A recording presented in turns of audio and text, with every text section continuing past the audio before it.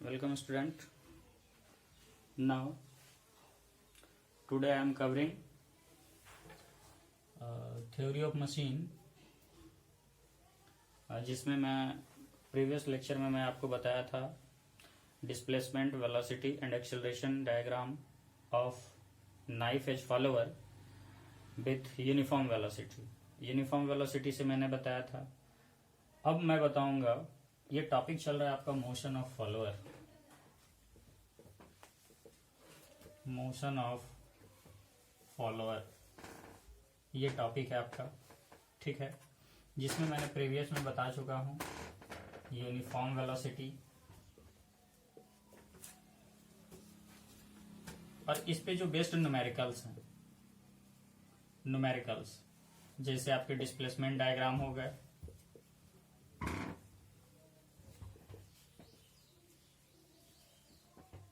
And cam profile,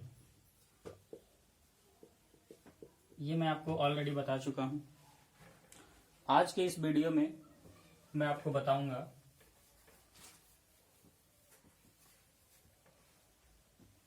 displacement,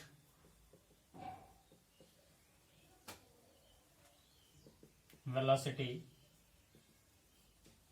and acceleration diagram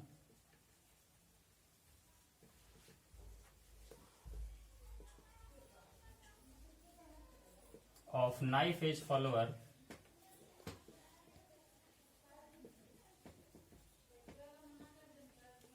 with simple harmonic motion।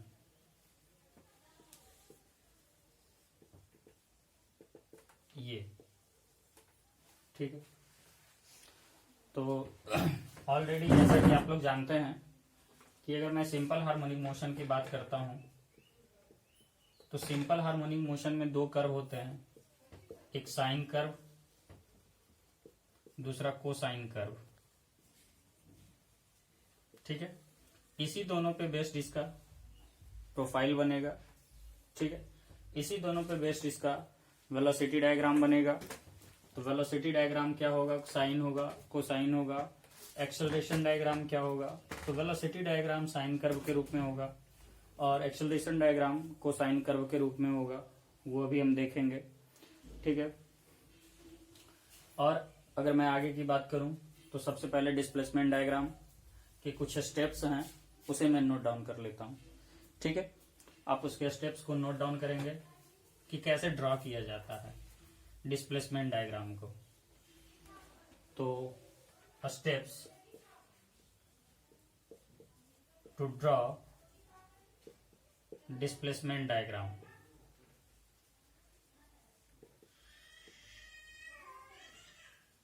Displacement diagram को draw कैसे किया जाता है, ठीक है।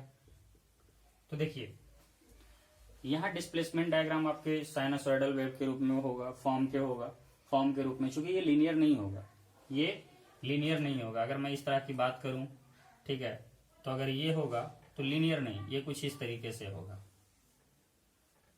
ठीक है। ये लीनियर कर्व नहीं होगा। तो इस कर्व को हम देखेंगे कि ये कर्व कितने एंगल पे, कितना डिस्प्लेसमेंट के साथ ये आगे जाके प्रोसीड करता है, ठीक है। उस स्थिति में सबसे पहले पहला स्टेप्स आपका होगा कि हम जितना एंगल दिया हुआ है आपका, उस एंगल को कंपैरिजन करके हम पिछले क्लास में क्या लेते थे? स्केल लेते थे। सबसे पहला काम क्या करते थे? मेजर स्केल, स्केल को मेजर करते थे, ठीक है। तो आप जानते हैं कि एक जो रोटेशन होता है, एक अगर कैम रोटेशन होगा तो वो 360 डिग्री होगा, ठीक है। तो 360 डिग्री के हिसाब से हमको वो आगे लेके चलना है, ठीक है। तो अगर मैं 360 डिग्री के हिसाब से चलूं, 360 डिग्री, ठीक है, क्योंकि एक कैम का टोटल रिवॉल्यूशन वो चारों तरफ घूमता है ना, तो 360 डिग्री। जैसे आप अगर ऐड भी करेंगे ना क्वेश्चन के अनुसार, out stroke, return stroke, dual condition, after the dual condition, तो वो 360 डिग्री इक्वल ही होगा, ठीक। तो मैं यहां सबसे पहले करता हूं मेजर स्केल। तो मैंने जो लिया था वो आप स्केल के अनुसार लेंगे, वो आप स्केल के अनुसार लेंगे। आफ्टर देन दूसरे कंडीशन में क्या है, तो दूसरे कंडीशन में ये जो है आउट स्ट्रोक को मान लीजिए आपने दिखा दिया,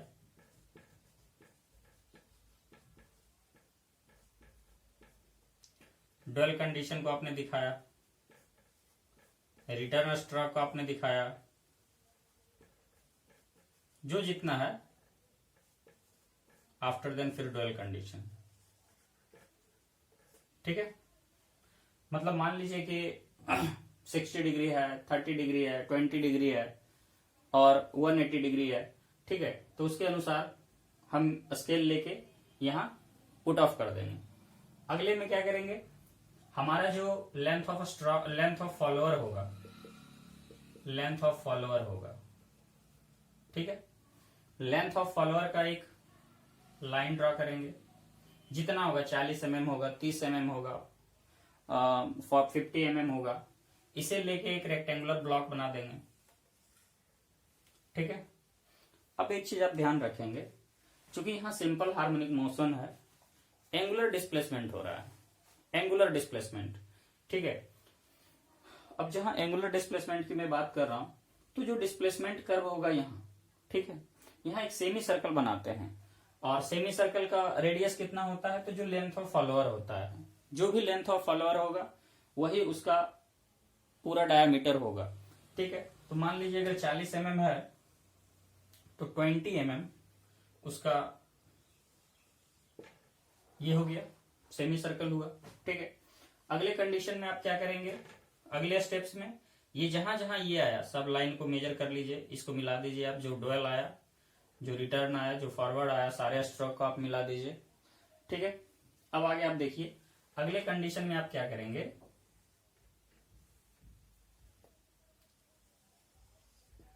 मान लीजिए ये है 40 mm, ये जो हाइट है ये 40 mm है, मानते हैं। ठीक है, तो आप इसे अब डिस्ट्रीब्यूट करेंगे या तो 6 पार्ट या 8 पार्ट में। ठीक है, वो आप पे ऊपर डिपेंड करता है। अगर मान लीजिए कि अगर आप 8 पार्ट में डिवाइड करते हैं, ठीक है, तो ये जो स्ट्रोक हैं आपके, इसे भी 8 पार्ट में डिवाइड करने होंगे। ठीक है, आउट स्ट्रोक को भी और रिटर्न स्ट्रोक को। डुअल को आप कुछ नहीं टच करेंगे। ठीक है, क्योंकि डुअल में एंगुलर डिस्प्लेसमेंट नहीं होता है, out stroke and return stroke में होता है। तो आप इसे मान लीजिए कि 8 पार्ट में करेंगे, तो आप इसे मेजर कर लीजिए, ये 40 को डिवाइड कर लीजिए, या सेम ये 180 का पार्ट है, उस तरीके से आप डिवाइड कर लें। ठीक है, एक यहाँ 2 3 4 5 6 7 8 हो गया, यानी ये हो गया, देखिए A 0 1 2 3 4 5 6 7 8, इस तरह से हो गया। ठीक है, अब आगे मैं क्या करता हूं, सारे पॉइंट को मिला दीजिए, हो गया। ठीक है, अब क्या कीजिए, आप इन सारे पार्ट को लेते हुए एक लाइन ड्रॉ कीजिए इस तरीके से।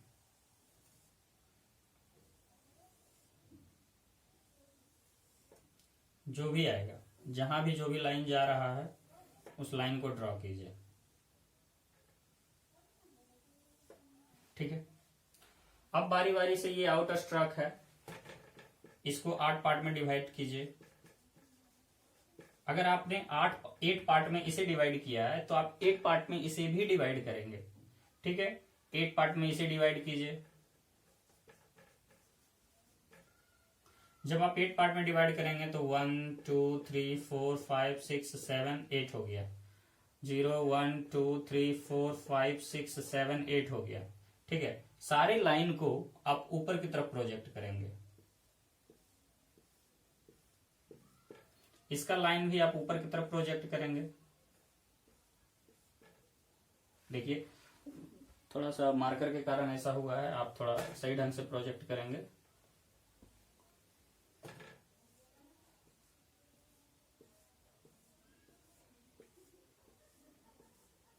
ठीक है,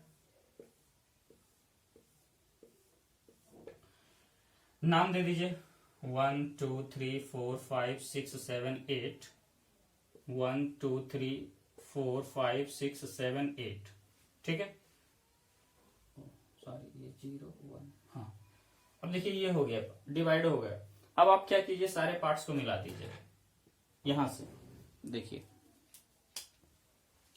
आप इसको ऐसे मिलाइए, यहां से मिलाइए, इसका अलग मिलाइए, फिर ये मिलाइए, अलग अलग पॉइंट को आप मिला दीजिए। तो जो पॉइंट को आप मिलाइएगा वो हो गया।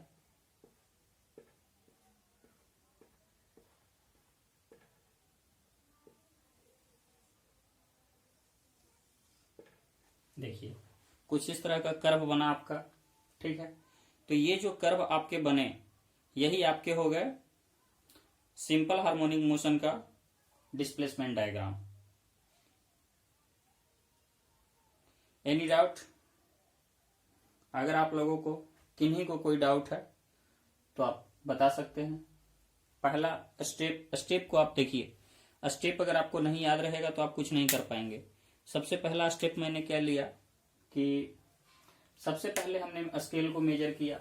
जितना भी रहेगा, आउट स्ट्रोक रहेगा, रिटर्न स्ट्रोक रहेगा, डुअल कंडीशन रहेगा, ठीक है, सारे को मैं मेजर कर लिया। यहाँ लेंथ ऑफ फॉलोअर जो है 40 mm, 50 mm, 30 mm, सारे को आप मेजर कर लीजिए कि कितना ऊपर जा रहा है, ठीक है। तो रेफरेंस पॉइंट से आप ऊपर कर लीजिए, दूसरा स्टेप।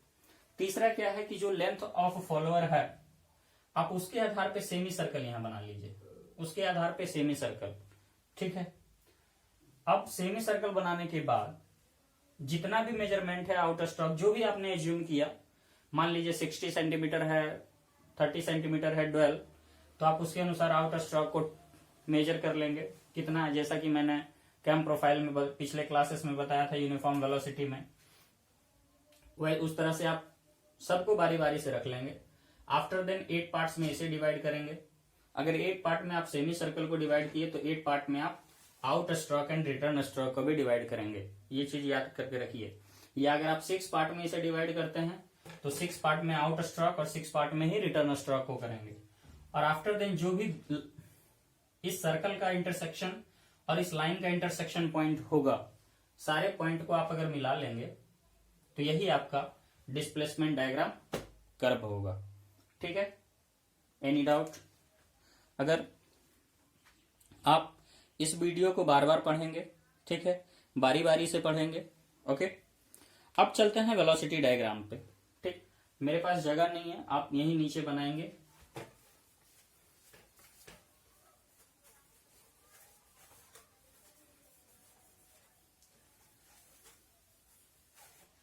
देखिए वेलोसिटी डायग्राम क्या होता है, और हमारा जो भी कर्व है वो with respect to time, displacement with respect to time. देखिए अब आगे मैं वेलोसिटी डायग्राम की बात करता हूं। ये विथ रिस्पेक्ट टू टाइम है और ये विथ रिस्पेक्ट टू ये वेलोसिटी है, velocity with respect to time, ठीक है। अब आगे आप देखिए, और ये एक्सेलरेशन की मैं बात करूंगा। हालांकि तीनों एक साथ ड्रॉ होना चाहिए, लेकिन स्पेस नहीं होने के कारण मैंने क्या बताया था कि वेलोसिटी कर्व जो होता है वो साइन, इसमें साइन रूल को फॉलो करता है। और साइन रूल में क्या होता है, देखिए वेलोसिटी में क्या होता है कि स्टार्टिंग पॉइंट जो है, जो बिगिनिंग पॉइंट है वो 0 होगा। Beginning point and ending point, मान लीजिए कि ये देखिए मैं यहां बनाता हूं इसका, ये कुछ ये इस तरह का कर्व है डिस्प्लेसमेंट डायग्राम का, ठीक है। तो देखिए इसका स्टार्टिंग पॉइंट क्या है, अगर ये आपका रिटर्न, ये देखिए आउट स्ट्रोक है, ठीक है, आउट स्ट्रोक है। तो अगर ये आउट स्ट्रोक है तो अगर इसका ये कर्व होगा तो मान लीजिए ये यहां तक गया आउट स्ट्रोक, ये डुअल कंडीशन है, ये रिटर्न स्ट्रोक, ठीक है।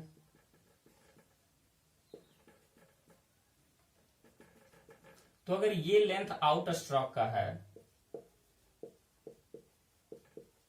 और ये लेंथ रिटर्न स्ट्रोक का है, तो कुछ ना कुछ इसका मिडिल पॉइंट भी होगा।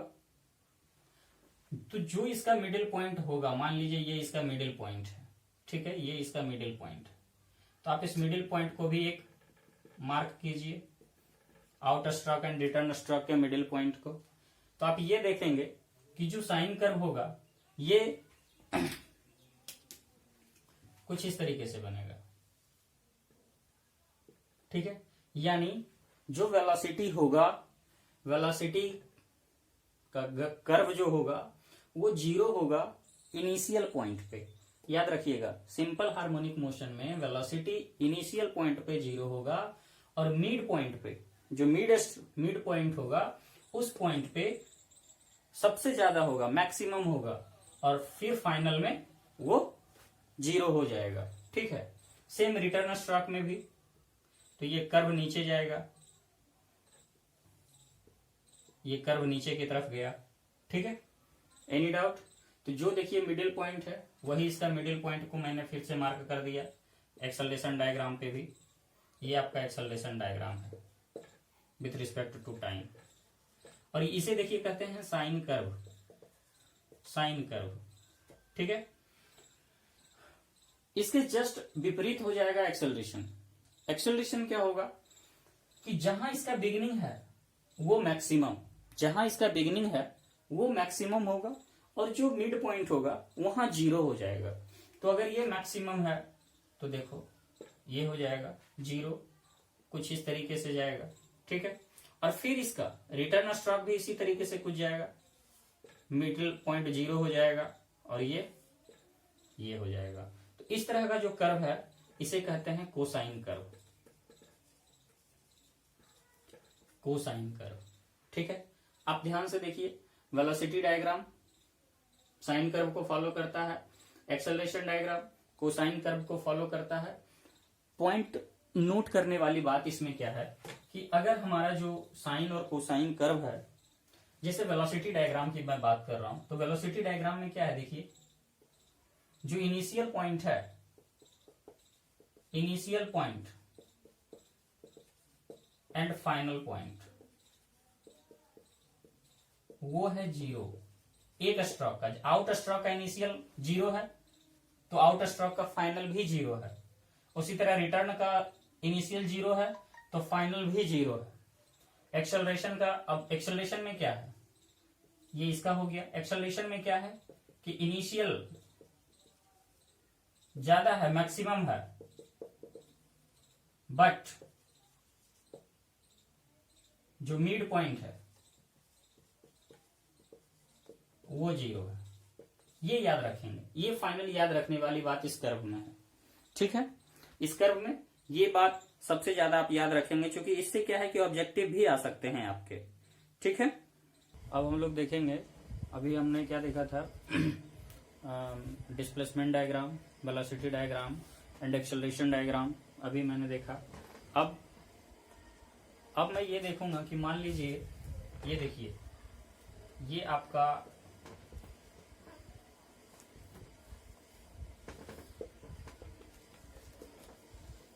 फॉलोअर है, ठीक है। जब ये रोटेट करेगा, तो जब ये इसका रोटेशन होगा, ठीक है, तो ये रोटेशन कुछ इस तरीके से होगा, फॉलोअर रेसिप्रोकेट हुआ और ये रोटेट करेगा। तो जब ये रोटेट करेगा तो इसका प्रोफाइल हम लेके चलते हैं, एक सर्कुलर डेटा लेके चलते हैं कि चलिए मान लेते हैं कि ये स्ट्रोक लेंथ स्ट्रोक है, ठीक है, स्ट्रोक। अब इस स्ट्रोक पे हम देख रहे हैं कि ये इसका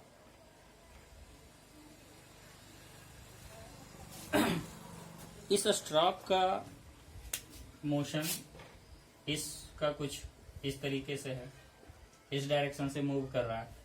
हम मानते हैं कि चलिए ये O है, तो इसके साथ और ये P है, ठीक है। अब ये मूव कर रहा है, क्या कर रहा है, रोटेट कर रहा है। मान लीजिए ओमेगा P इसका है रोटेशन, ठीक है, एंगुलर वेलोसिटी। अब जो यूनिफॉर्म वेलोसिटी मान लेते हैं कि Vp है, ठीक है। अब ये देखिए कि ये जो P है इसका सिंपल हार्मोनिक मोशन जो होगा उसका एज ए प्रोजेक्शन कुछ इस तरीके से होगा, मान लेते हैं P डैश इसका प्रोजेक्शन है, ठीक है। अब ध्यान से देखिएगा, मैं कैलकुलेट करूंगा maximum acceleration, maximum velocity of return stroke and out stroke, ठीक है। तो मैं देख रहा हूं कि let S equal to stroke of follower, follower का स्ट्रोक मान लीजिए S, theta O equal to angular displacement of follower during out stroke, ठीक है। Theta R equal to angular displacement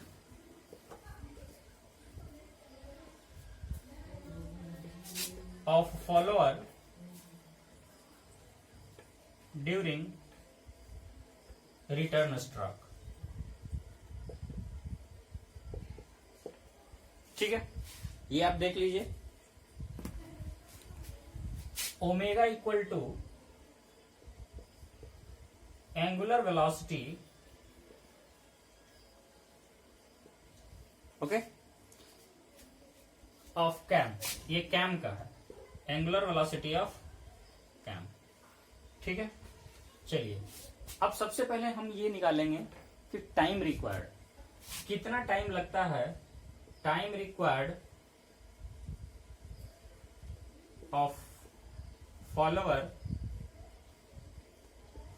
during out stroke, out stroke के समय कितना time लेगा, इसका यूनिट दे देते हैं इन सेकेंड, ठीक है। तो टी नॉट इक्वल टू होगा थीटा आउट स्ट्रोक, ओमेगा से ऊपर जा रहा है, ठीक है। तो ये हो जाएगा थीटा नॉट अपॉन ओमेगा, ठीक है। यानी ये क्या हो जाएगा, अगर मैं टाइम को निकालूं तो टाइम का कैसे निकाल सकता हूं बताओ तो, एंगुलर डिस्प्लेसमेंट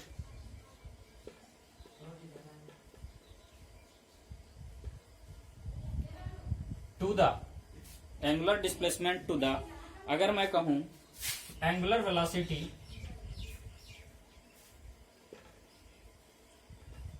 तो देखिए टाइम निकल जाएगा, क्यों निकलेगा, तो हम इसके यूनिट से चेक करते, देखिए ये हो गया रेडियन अपॉन रेडियन पर सेकेंड, हुआ ना, एंगुलर वेलोसिटी का यूनिट क्या हुआ, रेडियन पर सेकेंड, और ये हो गया रेडियन, तो रेडियन से रेडियन जब कैंसिल आउट कीजिएगा तो हमको क्या मिलेगा, सिर्फ सेकेंड मिलेगा। तो इसीलिए मैं बोला हूं कि T naught equal to theta naught by omega, आप इस फॉर्मूला को राइट डाउन कर लेंगे, ओके। नाउ देख लीजिए आप लोग एक बार, अब मैं रफ करता हूं, अब मैं मान के चलता हूं कि ये देखिए ये जो स्ट्रोक है सरकमफेरेंस है, ठीक है। अब ये मूव करते हुए मूव कर रहा है, तो ये पेरिफेरल वेलोसिटी, ये वीपी क्या होगा, पेरिफेरल वेलोसिटी क्या होगा, ठीक है।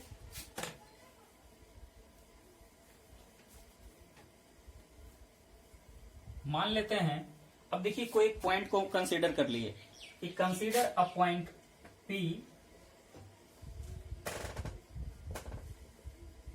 कंसीडर अ पॉइंट P जो रोटेट कर रहा है, which rotate on the circumference of a stroke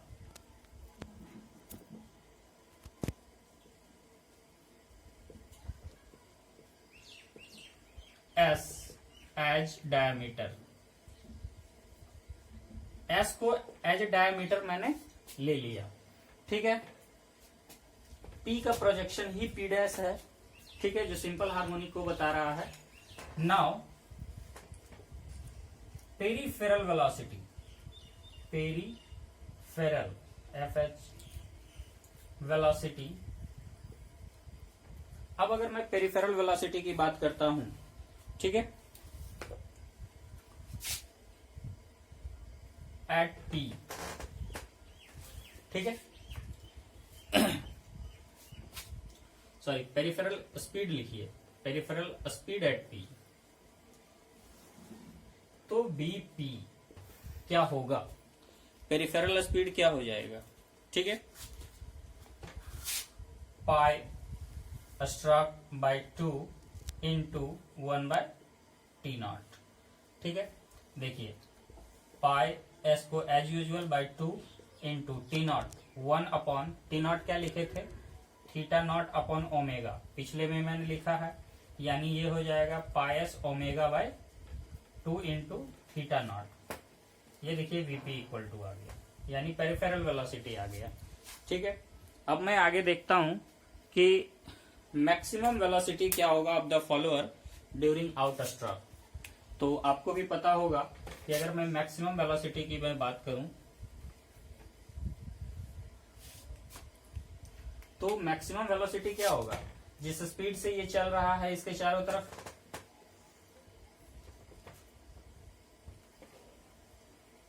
maximum velocity of follower during out stroke क्या हो जाएगा, तो ये देखिए V naught equal to VP ही होगा, equal to pi S omega upon 2 into theta naught, जहां आप समझ रहे हैं कि कौन क्या दिया हुआ है।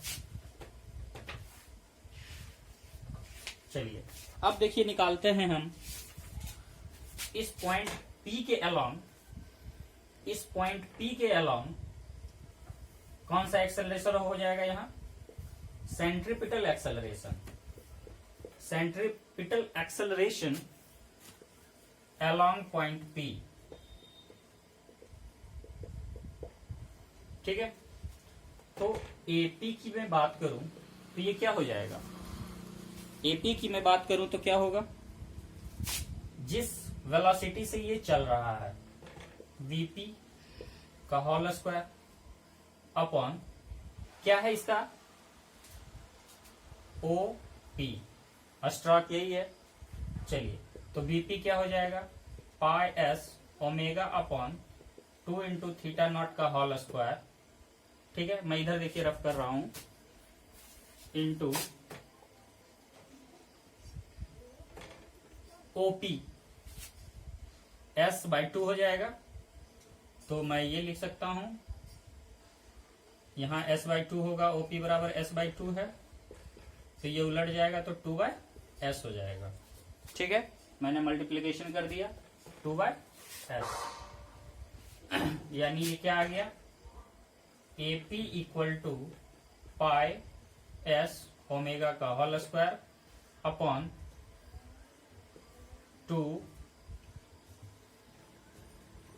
2s, ठीक है, यानी pi omega square into S upon 2 theta naught का स्क्वायर, ठीक है।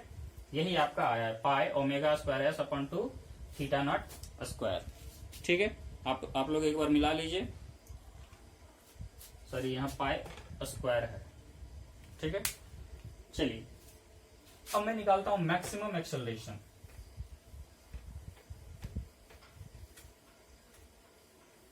देखिए मैक्सिमम एक्सेलरेशन क्या हो जाएगा follower, maximum acceleration of follower during out stroke क्या होगा, ए नॉट इक्वल टू एपी ही होगा, ठीक है, ए नॉट इक्वल टू एपी ही होगा, और वो हो जाएगा जो यहां आया है pi square omega square S upon 2 into theta naught square. ये फॉर्मूला आपको न्यूमेरिकल्स में बहुत ज्यादा यूज्ड होंगे, सो आप बहुत अच्छे से इसको देख लीजिए। अब मैं चलता हूं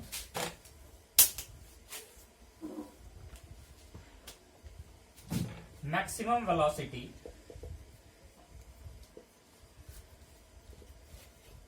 ड्यूरिंग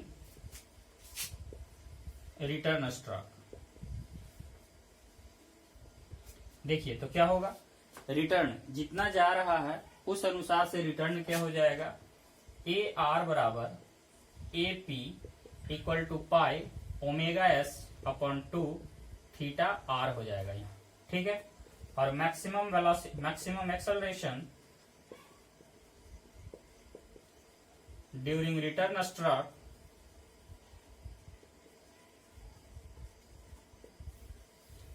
सॉरी यहाँ आप v कर दीजिए, वेलोसिटी है ना तो आप v कर दीजिए।